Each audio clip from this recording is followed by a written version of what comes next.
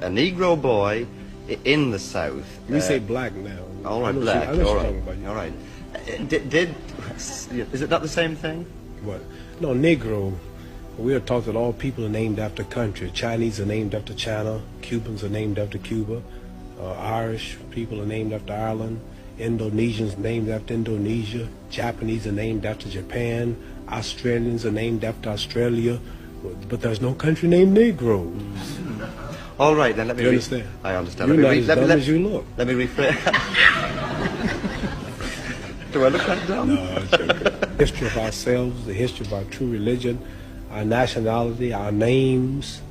See, we don't have our names, you know. I notice how proud you all are, proud of your names. See, Chinese have names like Chang Chong, Lu Qian, this is Islamic teachings. Russians have names like Kosygin or Khrushchev. You have names like O'Connor or Grady or Kennedy. And Africans have names like Lumumba, Nkrumah.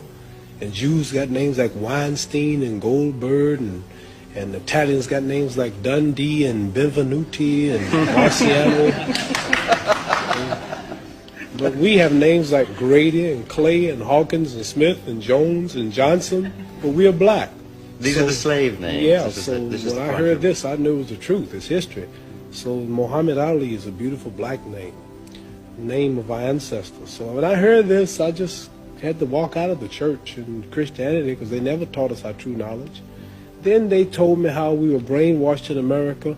We see Jesus, he's white with blonde hair and blue eyes. We see the Lord's Supper, all white people.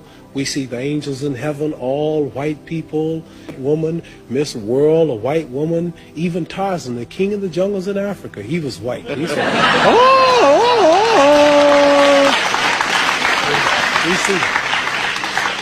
We see a white man swinging around Africa,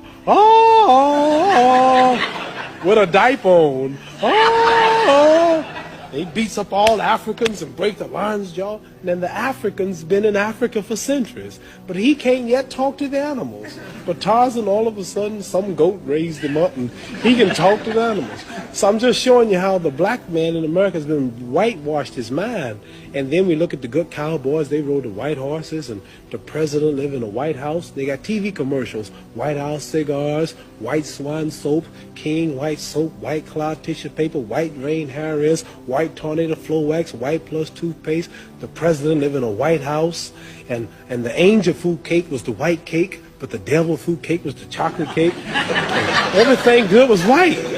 And when I heard this, I said, boy, this is the truth. So our religion teaches us the knowledge of ourselves, the knowledge of our culture, the knowledge of our history, makes us want to be with our own, marry our own, live with our own, clean up ourselves, do for self, quit forcing ourselves in white neighborhoods, but clean our own neighborhoods, makes us proud, makes us identify with our own brothers throughout the world. And after I heard this, being an intelligent man, then like I'm not only a winner in boxing or my stand on the draft, I'm a winner also in the movement that I follow for my people. And the only leader is Elijah Muhammad, who we believe was taught by Allah, God himself, to teach the so-called American Negroes the truth that's been hidden from them for 400 years, which will free them. Has said something which perhaps a lot of us white people have misunderstood. Perhaps you can explain it to me. He said that white men are devils. Yes. What does he mean by that? He means just what he said, the deeds and the works of the man. He says the American devils. The lynching, the killing, cutting the black people's private out, sticking it in the mouth. Here's what they did to us. Got a book called 100 Years of Lynching written by white men. Taking black women who was 4 months pregnant, they took us for years and hung us up with the feet and stuck a dagger in the stomach and ripped it and pulled the unborn baby out just to put fear in other slaves. They tied up black people to horses and 2 horses and pulled his arms out and pulled his legs out. Lemonade trains with white children and white people of America used to come and watch them tie up 10 or 15 black men and pour gasoline on them and burn them, watch them burn alive. They took us and hung us up with trees and shot us with bullets. They took and cut a hand off and gave it to the little boy and they took the leg off. And this is worse than the devil. All right, but... see, the devil, the preacher in the church taught us that the devil was up under the ground. Right. And he'll wait till he died before he burned us up. This white devil in America was worse because he burned us while we was alive. He didn't wait till we died. So what I'm trying to say is the deeds and the works. And I think this, if Elijah Muhammad can stand in America for 42 years before my little black self was born and say that the American white man is the devil, then the white man should get up and say you are a lie and carry him to court and say we are not the devil. Not one American, not one government official, one mayor, one senator, none of them will stand up and say that they are not devils and this man is lying. So what am I to do? Right. I believe it. Do you believe that every white man is a devil? I mean, Angelo Dundee, Harold Conrad? Angelo Dundee's Italian. He's got a lot of black blood in him. Harold Conrad's Jew. So there are exceptions. Listen.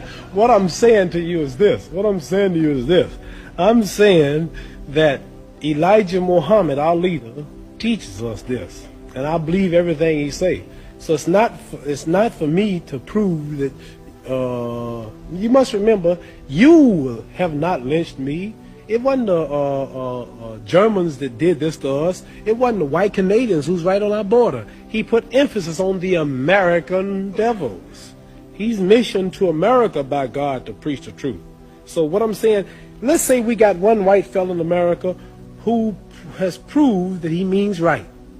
Let's say we got another one. White people have died in demonstrations for black people. Now, here's the position I'm in.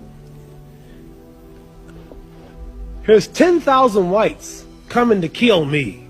And in those 10,000, or let's say here's 10,000 rattlesnakes coming to bite me.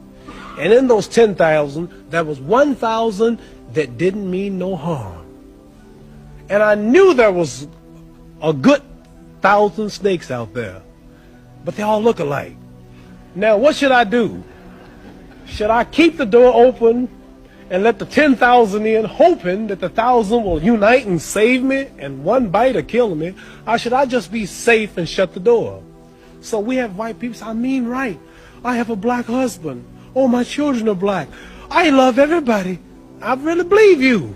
But I'm sorry, man, there's 10 more thousand behind you that don't feel that way. I'm just sorry, but what am I going to do?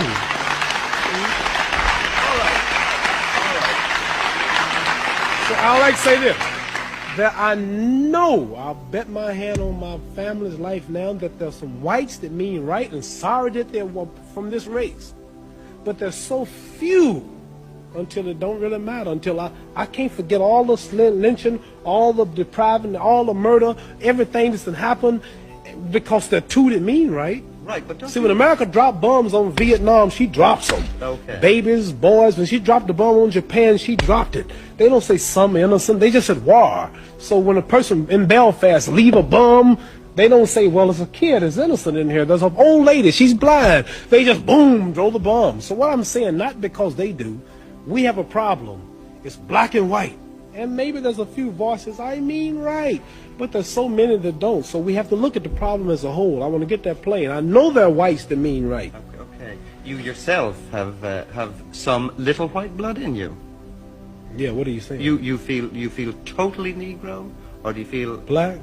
Yeah. Well, nobody is really totally.